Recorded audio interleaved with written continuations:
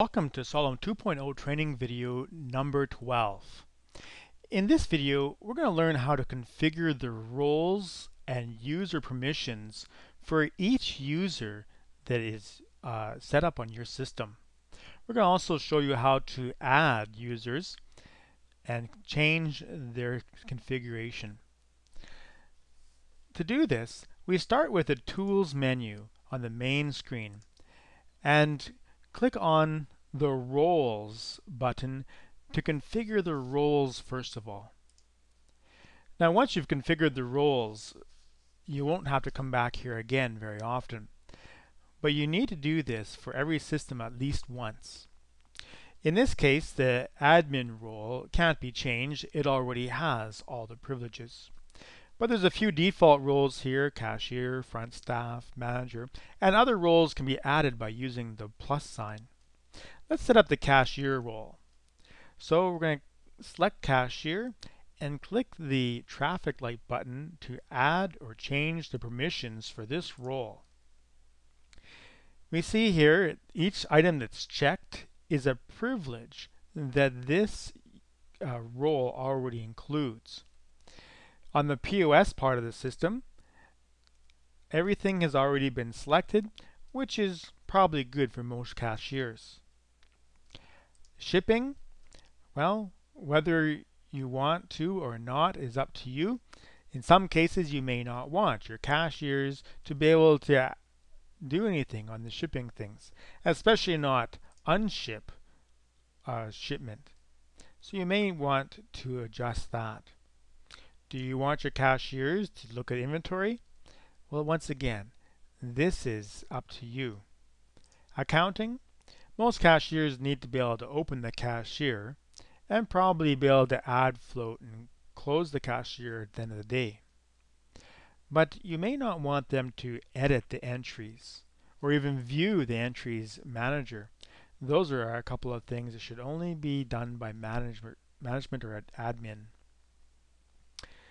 The catalog section, do you want the cashier person to be able to add or edit the catalogs? That option can be set here. And tools, do you want the cashier to be able to manage users, manage roles? It's not recommended that the cashier be able to do that. Backing up the database is good for anyone to do, but you don't want just anyone to restore the database. You also likely don't want them to be doing a year close or to change the settings. They may be able to update it. Not usually will we have them get the email notifications though. So let's save this now. And we've made the changes to the permissions that a cashier can have. Similarly, the reports with this printer icon also needs to be set up for which reports the cashier can see.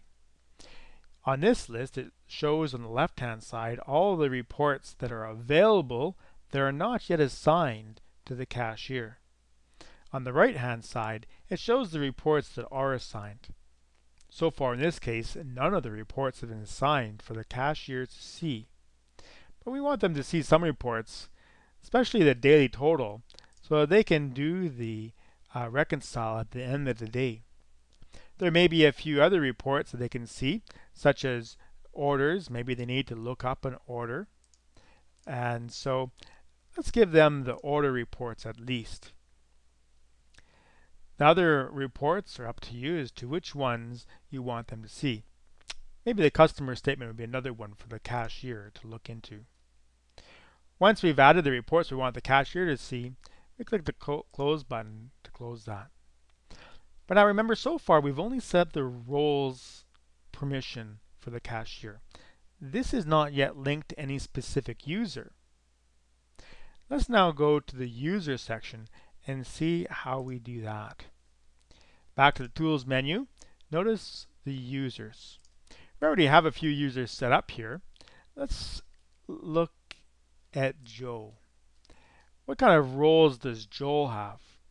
Well, the Add Roles button on the menu will show us that he's actually already been assigned the cashier role. So all the settings that we've just added will now be available to Joe.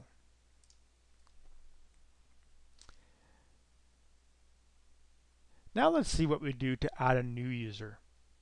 To add a new user, click the plus sign on the users section. Now give the user a username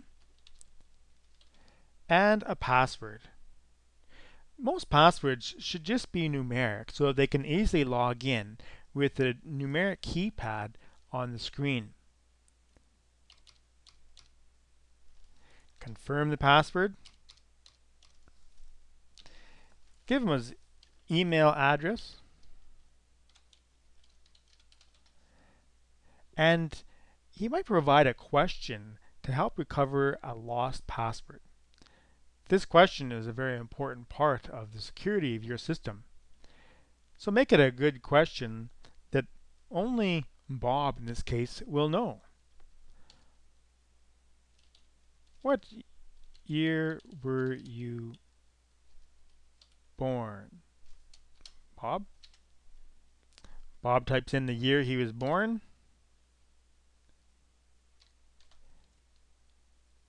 And now if he needs to recover his password in the future, he'll be able to do that through the password recovery option. With all of these things done, click the Create button to create this user. It responds that it has added that user, and we can continue on now to do other things. Now one of the options here is we can add detailed information. The detailed information is optional and is really only used by the time and attendance program. Let's go into that and see what information we can add here for Bob. Well, we'll fill in his detailed information.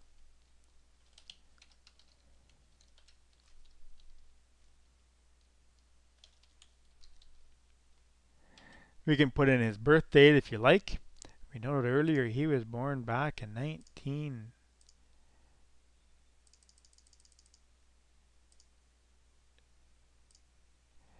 And the date he was hired, yeah, we just hired him today. This information is all optional, but might be helpful with your payroll system. Once you've entered the appropriate information that you want to enter for Bob, click the Submit button to save that information. Now, do you want to add him to a user group? We click Yes here.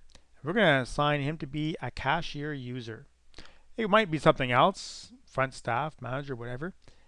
But simply select it, add him to that, and now he'll have all the permissions of that role that we set up earlier for a cashier. Now we can close that, and we're done adding Bob to the system.